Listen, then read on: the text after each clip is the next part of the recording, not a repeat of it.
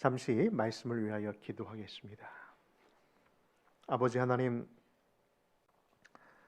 오늘도 주님 함께 하심을 경험하기를 원합니다. 말씀 가운데 하나님의 음성 듣기를 원합니다. 부족한 종 십자가의 뒤에 가려주시고 오직 주의 말씀만, 주님만 나타나고 역사되게 도와주옵소서. 함께 하시기를 정령 소원하옵고 예수님의 이름으로 기도합니다. 아멘. 여러분, 지금으로부터 3400년 전 이스라엘 대군이 요단강을 건너는 그 장면에 대하여 오늘 말씀을 전하려는데, 오늘이 막연하게 드렸던 말씀인 것 같아서 오늘 설교를 하기 전에 먼저 두 장의 그림을 보여드리면서 오늘 말씀을 시작하려 합니다. 첫째 그림 한번 보겠습니다. 네, 보시는 바와 같이 200만 명의 그런 대이스라엘 백성들이 12지파로 나누어져서 이제 앞에 보이는 요단강을 건너려 합니다.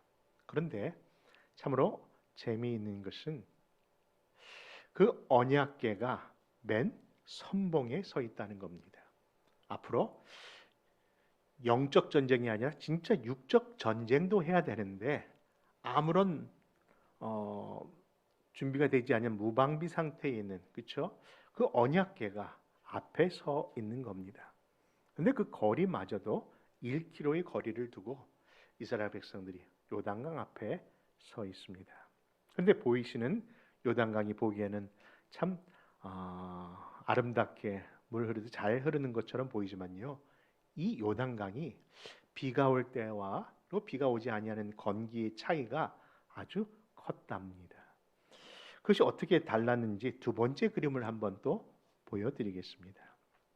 여러분, 윗그림은요, 요단강이 건기였습니다. 비가 오지 아니하는 시대에는 그 폭이 한 30 정도 미터 정도 되기 때문에 저같이 개 헤엄을 치는 사람도 얼마든지 단숨에 건너갈 수 있는 그런 거리에 불과한 요단강입니다.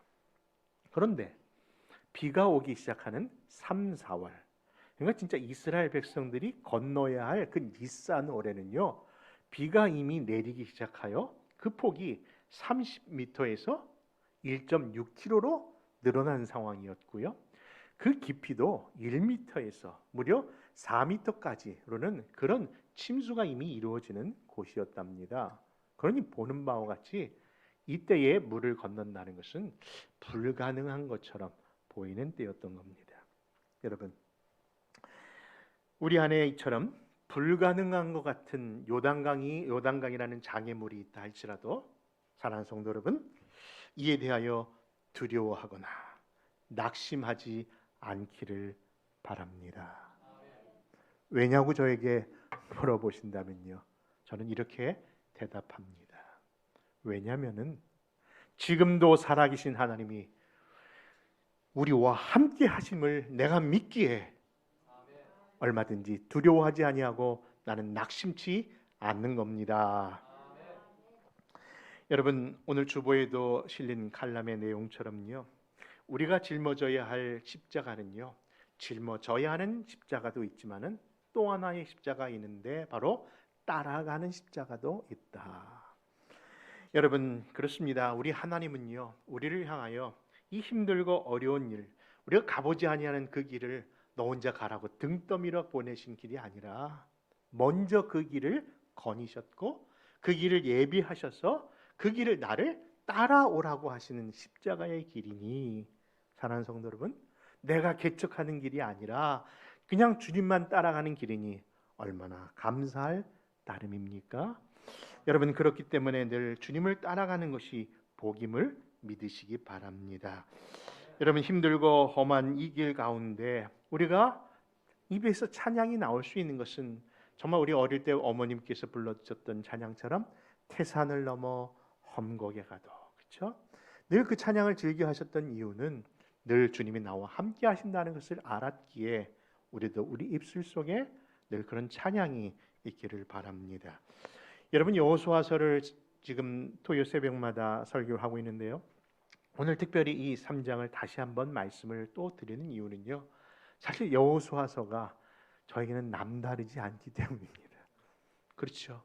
이제 1세대와 2세대를 가로지는 그 중간에 쓰임받기에 부름받은 여호수아 입장을 생각해 보니 정말 꼭 제가 서 있는 것 같아서 여호수아에게 뭐라고 하나님 말씀하셨고 여호수아가 어떤 입장에서 그 일을 감당했는지 자꾸 보게 되고요. 또 그것을 연구하게 됩니다.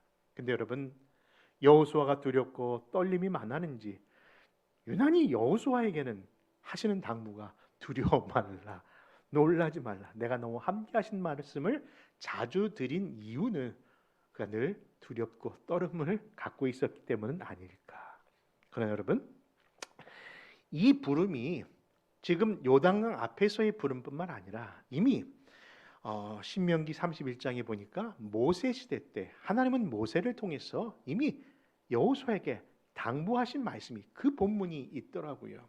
방금 서두에 말씀드린 것처럼 예수님을 따라가는 십자가는 그렇죠? 예수님이 가신 것을 따라가는 십자가요 함께 하신다는 약속이 있다고 하는데 신명기 31장에 보니까 여호와 그가 내 앞에 가시며 너와 함께 하실 것이니 너는 두려워하지 말고 놀라지 말라는 말씀을 이미 주셨더라고요. 사랑하는 성도 여러분, 그러므로 우리도 어떤 일을 당하든지 어떤 삶에 있든지 항상 먼저 붙잡아야 할 것이 있어야 되는데 그것이 바로 하나님의 약속을 붙잡고 사시는 성도님들 되시기를 바랍니다. 왜냐하면 하나님의 약속을 붙잡는다는 것은 의미가 크기 때문입니다. 여러분, 하나님의 약속은요 곧 예언이 아닙니까? 예언은 곧 성취되는 것을 보장하지 않습니까? 그러니 하나님의 약속을 붙잡는다는 것은요 이미 보장된 미래를 거닌 것과 같기에 사랑하는 성도 여러분, 우리 안에 하나님의 말씀을 붙잡고 산다는 것은 매우 중요한 태도라는 겁니다. 그러므로 이 아침에 아무리 힘들고 어려운 상황 가운데 놓인 성도라 할지라도 이미 성취하실 그 약속의 말씀을 여러분들이 한 구절이라도 붙잡고 계시다면요 여러분 분명히 새 힘도 주시고 새 용기도 주실 줄 믿는 겁니다. 그런 귀한 시간이 오늘 되기를 바라면서 오늘 첫 번째 주시는 말씀의 교훈입니다. 그것은 바로 하나님의 언약궤를 따라가자는 얘기입니다. 여러분 3절 4절의 말씀을 한번 같이 읽어보겠습니다. 3절과 4절입니다. 백성에게 명령하여 이르되 너희는 레위 사람 제사장들이 너희 하나님 여호와의 언약궤를 메는 것을 보거든 너희가 있는 곳을 떠나 그 뒤를 따르라. 그러나 너희와 그 사이 거리가 2000규빗쯤 되게 하고 그것에 가까이 하지는 말라. 그리하면 너희가 행할 길을 알리니 너희가 이전의 길을 지나보지 못하였음이니라 하시니라. 여러분, 언약궤는요 쉽게 말해서 하나님의 임재의 상징물입니다. 하나님이 늘 함께 하신다는 상징물입니다. 그런데 그 언약궤에 하나님이 함께 하신다는데 참 특이한 것은요 그 이스라엘 백성과 거리를 두고 계시고 있는 거예요. 근데 얼마나 거리를 두냐면은 2000규빗이라고 그래요. 여러분 2000규빗이라는 것을 계산해 보니까요 약 900m 정도의 거리라고 합니다. 그러니까 아주 멀찌감치 있는 거예요. 왜입니까? 그것은 하나님과의 거리를 유지하는 것이 우리의 경외의 표시이기 때문입니다. 여러분 우리가 늘 그런 얘기 하죠. 우리 저 집사님하고 저 형제하고 나는 좋은 사이야. 여러분 좋은 사이라는 것이요 거리감이 있는 게 좋은 사이예요. 함부로 대하지 않고 늘 경외와 사랑을 같이 나눌 수 있는 그 사이가 좋은 사이라는 뜻. 제가 또 틀린 말 하고 있습니까? 맞다면은 여러분들 우리 안에 하나님과의 좋은 사이도 관계도 함부로 나가는 것이 아니라 경외함으로 두렵고 떨림으로 서야 될 줄 믿습니다. 저와도 좋은 사이 되기를 바랍니다. 두 번째는요, 우리 인생이 하나님보다 앞서가는 것이 아님을 보여주는 것이 바로 좋은 사이, 그 거리감이 두는 이유입니다. 여러분, 내가 잘한다고, 내가 좀 안다고 앞서가는 것이 아니라 우리는 뭐예요? 따라가는 십자가의 길이니까요. 세 번째는요, 모든 백성들이 다 보고 따를 수 있도록 그 언약궤가 배려하면서 안내자 역할을 하기 위해서 거리를 두게 하신 겁니다. 여러분, 어린아이들이 키가 작아서 어디야 안 보이는데 여러분 멀리 있기 때문에 바라볼 수 있고요. 나이 드신 어른들도 그렇게 따라갈 수 있는 겁니다. 사실 이스라엘 백성들이 광야 40년에는요 안내자가 따로 있었습니다. 뭐였습니까? 구름 기둥이었습니다. 그렇죠? 구름 기둥이 떠오르면 가는 것이고 쓰면은 서는 거였습니다. 그런데 이제 요단강을 앞에 두고 새로운 안내 방식이 안내자가 바뀌는 거예요. 무엇으로요? 구름 기둥이 아니라 이제는 언약궤로 바뀐다는 겁니다. 도대체 언약궤가 뭐길래 언약궤를 왜 따라가야 되느냐라고 또 질문을 해보신다면요, 저는 드릴 말씀이 없고 그저 성경 한 구절 읽겠습니다. 신명기 1장 31절에 보면은 이스라엘 백성들이 따라가야 할 그 구름 기둥이 무엇이었고 또 언약궤가 무엇인가를 그리고 누구를 가리키고 있는가를 이렇게 말씀합니다. 그 실체에 대한 말씀이 32절과 33절의 말씀을 통해서 찾아봅니다. 같이 있습니다. 광야에서도 당하였거니와 사람이 자기의 아들을 안는 것 같이 너희의 하나님 여호와께서 너희를 걸어온 길에서 너희를 안으사 이곳까지 이르게 하셨다. 그들을 인도하는 것이 구름 기둥인 줄 알았더니 알고 보니까 하나님이 그 백성을 안고 오셨다는 것 저는 믿는데 여러분도 믿으십니까? 그리고 33절에 구체적으로 이런 표현이 나옵니다. 같이 있습니다. 그는 너희 앞서 행하시며 장막 칠 곳을 찾으시고 밤에는 불로 낮에는 구름으로 너희의 행할 길을 지시하신 여러분 자니라. 이에 대하여 요한복음 10장에서는요 그 실체를 이렇게 증명하는데요. 나는 선한 목자라. 그 목자가 너희 앞서 갈 것이고 양들은 그 음성을 듣고 나를 아는 거로 나를 따르느니라. 여러분, 그렇다면 광야에서 인도하셨던 구름 기둥과 하나님의 언약궤는 장차 임하실 선한 목자이신 누구를 가리키는 겁니까? 바로 예수 그리스도를 가리키는 것이었기에 여러분 구름 기둥과 언약궤는요 그리스도의 모형이었고 그리스도의 그림자 역할을 했을 뿐이라는 것이죠. 바로 이제부터는요 우리는 무엇을 따라가는 겁니까? 새 언약의 백성들은 예수님 따라가는 겁니다. 사랑하는 성도 여러분, 그러니 예수님을 나의 목자로 예수님을 따라가며 또 예수님이 하신 말씀을 믿고 따라가는 것이 바로 언약궤를 따라가는 그 구약의 백성과 동일한 내용이죠. 여러분 참 신기합니다. 성경책을 잡고 가운데를 딱 펴면 뭐가 나옵니까? 어떤 성경이 나옵니까? 그렇죠? 시편이 나옵니다. 그 시편을 또 가운데 잡고 어떻게 딱 하면요, 야 성경의 가장 긴 장이라고 하는 119편 초단이 나옵니다. 그런데 119편을 또 이렇게 가운데를 또 잡으면요, 그 말씀의 가장 중심적이라고 하는 105절에 보니까 이런 구절이 나옵니다. 아마 이것이 성경을 내포하고 있는 우리 백성들을 인도하기 위해 주신 그 생명의 말씀의 내용이 아닐까. 여러분 그 말씀이 여러분 자주 표현합니다는 105절에 보니까 주의 말씀은 내 발의 등이요 내 길의 빛이니라. 여러분도 알고 잘 따르고 계시군요. 감사합니다. 사랑하는 성도 여러분, 그렇습니다. 주의 말씀이 정말 내가 걷는 길에 앞을 비추는 길이며 빛이라는 것을 믿는다면요, 우리는 절대로 홀로 가는 것이 아니고 그 삶 속에 결코 두려워하거나 낙심할 필요가 없다니까요. 여러분, 그래서 예수님은 늘 이런 말씀을 우리에게 하셨던 겁니다. 내가 곧 길이요 진리요 생명이라고요. 여러분, 바로 예수님 따라가는 것, 예수님 말씀을 붙잡고 따라가는 그 삶이 가장 안전하고 복된 삶인 줄 믿으신다면 나같이 아멘 하시기 바랍니다. 두 번째로 우리가 받는 교훈은요, 너희는 자신을 성결케 하라고 하시는 말씀을 들어야 합니다. 여러분 5절과 6절 한번 같이 한번 읽어보겠습니다. 5절과 6절입니다. 여호수아가 또 백성에게 이르되 너희는 자신을 성결하게 하라. 여호와께서 내일 너희 가운데 기이한 일들을 행하시리라.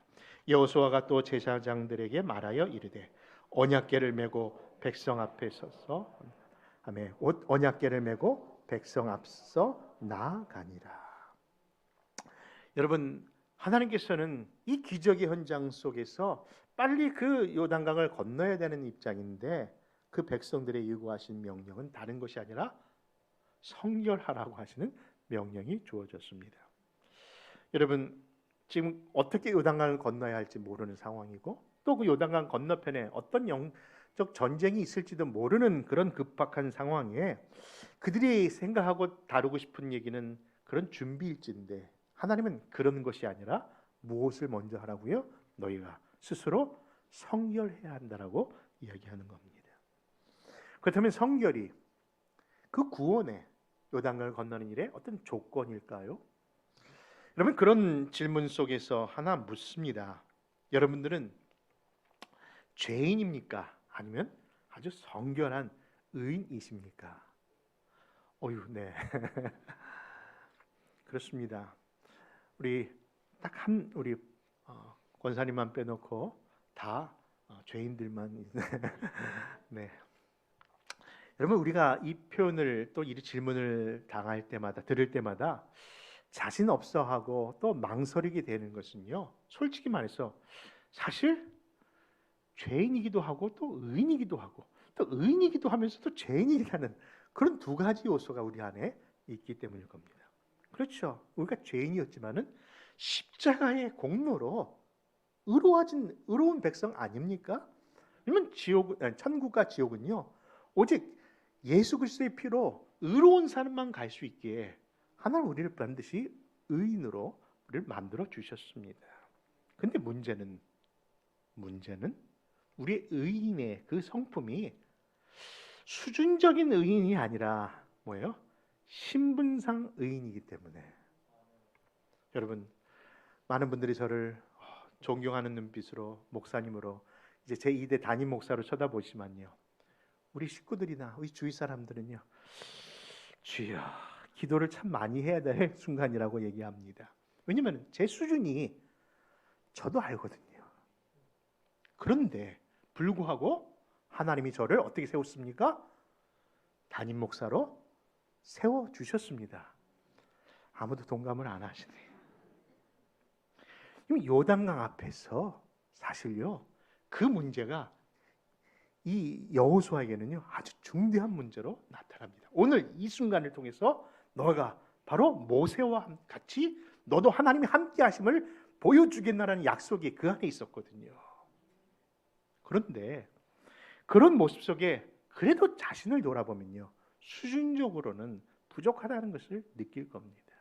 그러나 사랑하는 성도 여러분, 그런다 할지라도 하나님이 우리를 어떻게 여기셨다? 그 신학적인 표현으로 칭의, 의롭다, 칭하셨다는 justification, 하나님의 그 부르심과 하나님의 그 세우심이 우리를 넉넉히 어떤 순간에서도 당당히 서게 할 줄 믿습니다.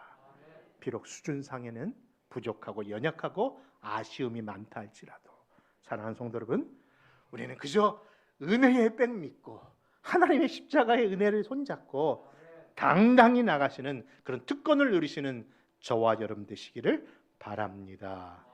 그렇다면 그런 우리들에게 성결케 하라는 명령의 의미는 무슨 뜻일까요? 여러분, 하나님의 집에는요 여러 가지 종류의 그릇이 참 많습니다. 그 그릇은 귀의 그릇 쓰는 그릇도 있다고 하시고 또 천이 쓰는 그릇도 있다고 하십니다. 심지어는 금그릇과 은그릇 같은 귀한 비싼 그릇도 있지만요, 나무 그릇이나 질그릇 같은 그런 흙그릇도 있습니다. 그런데 여러분, 그런 다양한 그릇 가운데 하나님이 쓰지 아니하는 그릇이 또 있고요, 또 하나님이 그런 가운데서도 또 즐겨 쓰시는 그릇이 있는데 그것은 조건은 다 하나밖에 없습니다. 여러분, 무엇일까요? 그렇습니다. 그것이 무엇인지 그 질문을 디모데후서 2장 20절과 21절을 통해서 찾아봅니다. 같이 읽습니다. 디모데후서 2장 20절과 21절의 말씀 찾아서 읽습니다. 시작. 큰 집에는 금 그릇과 은 그릇뿐 아니라 나무 그릇과 질 그릇도 있어 귀하게 쓰는 것도 있고 천하게 쓰는 것도 있나니 그러므로 누구든지 이런 것에서 자기를 깨끗게 하면 귀히 쓰는 그릇이 되어 거룩하고 주인의 쓰심에 합당하며 모든 선한 일에 준비함이 됨이라. 사랑하는 성도 여러분, 우리 자신을 주님 앞에 쓰임 받기 합당한 깨끗한 그릇들 다 되시기를 바랍니다. 이것이 성결이고 이것이 성결의 방법입니다. 사랑하는 성도 여러분, 교회를 위하여 충성하고 봉사하는 것 참 귀합니다. 그러나 그것도 귀하고 중요하지만은 먼저 우리가 해야 될 것이 자신을 돌아보는 삶. 여러분, 늘 하나님 앞에 정말 경건하고 정말 하나님 앞에 성실하며 하나님 앞에 흠도 점도 없을 만큼 늘 자신을 돌아보는 그런 성결의 태도를 가져야 하는데, 그것은 문제는요, 스스로를 돌아보지 못한다는 것이 안타까움이죠. 내가 보기에는 분명히 보이는데 자신은 눈이 멀어서 스스로를 잘 보질 못합니다. 누구 말대로요, 남이 하면은 다 불륜이고 내가 하면은 어떻게 잘하십니까? 여러분, 다 자기중심적인 삶을 살고 있는데 자기를 바라볼 수 있는, 그렇다면 무엇으로 우리를 스스로 돌아볼 수 있을까요? 저는 참으로 신기한 거 하나 발견했습니다. 뭐냐면요, 나는 그냥 거울을 본 건데, 그렇죠? 저기 거울이구나. 그래서 거울을 본 건데 거울을 통해서 누가 보입니까? 신기하지 않습니까? 나는 그냥 거울 본 건데 거울이 뭘 보여줍니까? 나를 보여줘요. 우리의 영적 거울인 하나님의 말씀은요, 그냥 내가 성경을 보는 건데, 그냥 성경을 읽는 건데, 그냥 성경을 함께하고 대하는 건데, 성경을 보면 볼수록, 대하면 대할수록 누구를 드러내게 하십니까? 나의 추함을, 나의 잘못됐음을, 나에게 바로 고쳐야 되는 것을 보게 하시더라고요. 그래서 하나님의 말씀은 정말 내 발의 등이요 내 길의 빛이 되어서 나 스스로를 돌아보게 만드시는 겁니다. 사랑하는 성도 여러분, 그래서 디모데후서 3장 16절에 왜 성경이 우리가 읽고 따라야 되는지를 이렇게 말씀합니다. 모든 성경은 하나님의 감동으로 된 것으로 모든 교훈과 책망과 바르게 함과 의로 교육하기에 유익하니 이는 하나님의 사람으로 온전케 하며 모든 선한 일을 행할 능력을 갖추게 하느니라. 그러므로 사랑하는 성도 여러분, 우리가 어떻게 거룩해지냐고요? 성경은 분명히 말씀합니다. 말씀과 기도로 거룩하여 지느니라. 마지막으로 세 번째, 하나님은 우리에게 믿음의 순종을 원하십니다. 7절과 8절의 말씀을 같이 찾아 읽습니다. 시작. 여호와께서 여호수아에게 이르시되 내가 오늘부터 시작하여 너를 온 이스라엘의 목전에서 크게 하여 내가 모세와 함께 있었던 것 같이 너와 함께 있는 것을 그들이 알게 하리라. 언약궤를 맨 제사장들에게 명령하여 이르기를 너희가 요단강 물가에 이르거든 요단에 들어서라 하라. 아멘. 여러분, 지금 요단강 도하의 사건 속에서 눈에 띄는 인물이 혹시 있지 않습니까? 여러분, 누구라고 생각합니까? 그냥 쉽게 말해서 이 요단강 도하 사건의 최고의 주인공이 누굽니까? 여러분들도 대답이 없으시군요. 일부 예배 때도 다 꿀을 들고 오셔서 그런지 이러고만 계시던데, 여러분 우리 생각에는 새롭게 지도자로 세움받은 여호수아라고 생각하는 분이 계십니까? 혹은 지금 언약궤를 어깨에 메고 강물에 뛰어들고 있는 제사장들이 그래도 정말 주인공이라고 생각하십니까? 여러분, 그가 누구인지, 그 주인공이 누구인지 또 한 구절의 성경을 찾아보고요, 그리고 또 한 장의 그림을 한번 보면서 그 주인공을 한번 확인해 보도록 하겠습니다. 우리 오늘 본문 여호수아 3장 16절과 17절의 말씀을 천천히 한번 또 읽겠습니다. 곧 위에서부터 흘러내리던 물이 그쳐서 사르달에 가까운 매우 멀리 있는 아담 성읍 변두리에 일어나 한 곳에 쌓이고 아라바의 바다 염해로 향하여 흘러가는 물은 온전히 끊어짐에 백성이 여리고 앞으로 바로 건널세. 여호와의 언약궤를 맨 제사장들은 요단 가운데 마른 땅에 걷게 섰고 그 모든 백성이 요단을 건너기를 마칠 때까지 모든 이스라엘 백성은 그 마른 땅으로 건너갔더라. 여러분, 이 말씀에 보면요, 드디어 그 언약궤를 맨 제사장들이 물에 뛰어드는 순간에 물이 갈라지면서 물탑을 형성한 겁니다. 근데 북쪽으로 25km가 떨어져 있는 그 아담성까지 물이 차오르고요, 여매로 들어가는 입구까지 성이 쌓여지면서 물이 그 물바닥이 완전히 마른 땅을 걷게 하셨다는 역사가 일어난 겁니다. 여러분, 그 모습을 연상하는 그림을 한 번 더 준비했습니다. 한번 보시겠습니다.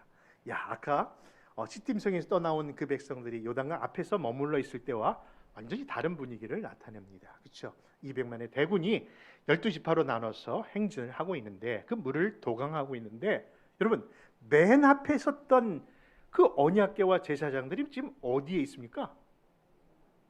여러분, 이것이 놀라운 사실이라는 거예요.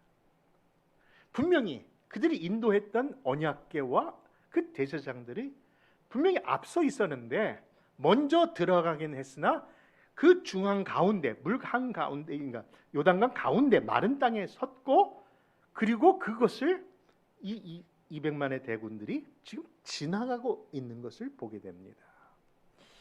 여러분, 그런데 마지막 그 200만 명이 다 들어오고 나서야 그대는 뭡니까? 또 언약궤와 그 이스라엘 제사장들이 마지막에 들어오게 하셨으니, 정말 그 모습을 볼 때마다 진짜 그 언약궤는 알파와 오메가처럼 처음과 나중의 모습을 드러내고 있다는 것이죠. 여러분, 그렇다면 이 그림을 보면서 다시 한번 묻습니다. 이 놀라운 요단강 도강을 가능케 한 주인공은 누구일까요? 여호수아일까요? 아니면 어깨에 맨 언약궤를 맨 제사장들이었을까요? 여러분, 그분은 다른 분이 아니라 바로 2000년 전 저와 여러분들을 위하여 갈보리 언덕의 십자가에 우뚝 섰던 그 예수님이 그 요단강 한가운데서 서 있었던 그분이심을 믿으시면 아멘 하시기 바랍니다. 여러분, 예수님은요, 그때도 일하고 계셨고 그때 그 십자가의 그림자로 보여주신 겁니다. 여러분, 우리는 늘 홍해 사건은 하나님이 가르친 것을 건넌 일이고 요단강 사건은 제사장의 믿음으로 건넌 것이라고 하면서 우리의 믿음을 강조하고 있지만요, 사실요, 이 본문을 자세히 들여다보면은 제사장들의 믿음, 그렇게 칭찬할 만하나 또는 자랑할 만한 그런 큰 믿음은 아니었답니다. 우리 여리고 오늘 본문 여호수아서 3장 15절의 말씀을 다시 한번 찾아보겠는데요, 그 말씀에 보면 정말 부끄러울 정도로 그런 모습이 등장하는데, 우리 15절 말씀 한번 천천히 한번 읽겠습니다. 요단이 곡식 거두는 시기에는 항상 언덕에 넘치는, 그러니까 물이 그만큼 많이 일어났다는 겁니다. 근데 그때 궤를 맨 자들이 요단에 이르며 궤를 맨 제사장들의 발이 물가에 잠기자, 그런 물 큰 성이 쌓여졌다는 이야기를 하는 것이죠. 그런데 우리말 성경에는 분명히 물가에 잠겼다라고, 그들의 발이 잠겼다라고 하지만요, 영어 성경에 보니까요, 그 표현을 이렇게 하고 있으니 참 재밌습니다. 우리 한번 노란색으로 된 그 구절을 같이 한번 읽어보겠습니다. 같이 있습니다. Their feet touched the water's edge. 여러분, 제가 그렇게 쉽게 해석해 드린다면요, 그들의 발이 그 물 한 한 부분을 살짝 터치했을 뿐이라는 거예요. 근데 갑자기 물이 요동을 치며 물이 갈라지기 시작했다는 사실입니다. 그들이 두려워했는지 주저했는지는 잘 모르겠으나 그들이 정말 믿음으로 처먹처먹 들어간 것이 아니라 그냥 물길을 발 한번 여러분 건드렸을 뿐인데, 저는 이 사실을 보면서 하나님이 우리에게 요구하시는 믿음은 큰 믿음을 요구하시는 것이 아니구나. 여러분, 비록 겨자씨만한 작은 믿음일지라도 그 안에 뭐가 있다면, 예수의 생명이 있다면, 여러분 살아있는 생명의 그 믿음만 있다면 얼마든지 요단강은 갈라질 수 있고 지금도 이 산을 들어 저 산을 옮기는 놀라운 이적은 일어난다는 겁니다. 그러므로 오늘 본문의 말씀을 마치면서 정말 꼭 기억하고 반드시 기억해 두셔야 할 그 구절이 하나 있는데요. 그것은 바로 10절 상반절에 보니까 이런 말씀입니다. 살아계신 하나님이 너희 가운데 계시느니라. 여러분, 그냥 하나님이 아니라 살아계신 하나님이 어디에? 우리 가운데. 지금 요단강 가운데서 지금도 십자가 위에 달렸던 예수님을 보는 것처럼 우리 안에 계신 주님 늘 함께 동행하며 사는 저와 여러분 되시기를 바랍니다. 여러분, 그동안 우리는 수많은 설교와 수많은 말씀을 들었지만은 왜 우리의 삶에는 이런 이적과 기적이 일어나지 않는가라고 질문해 보신다면요, 저는 그때도 이렇게 말씀하렵니다. 정말 그 작은 것이라도 믿음의 순종을 하지 않았기 때문은 아닐까요? 여러분, 누구 말대로 천국에 가니까요, 목사는 죄송합니다, 입만 왔고 여러분, 교인들은 다 귀만 왔다라고. 여러분, 그것이 사실일지 아닐지는 모르겠으나 정말 우리 안에 말뿐이고 행함 없는 죽은 믿음이 참 많다는 것 솔직히 고백해 봅니다. 그러나 오늘부터, 이제부터는 내 앞에 놓인 요단강 앞에 믿음에 결단하고 사시자는 겁니다.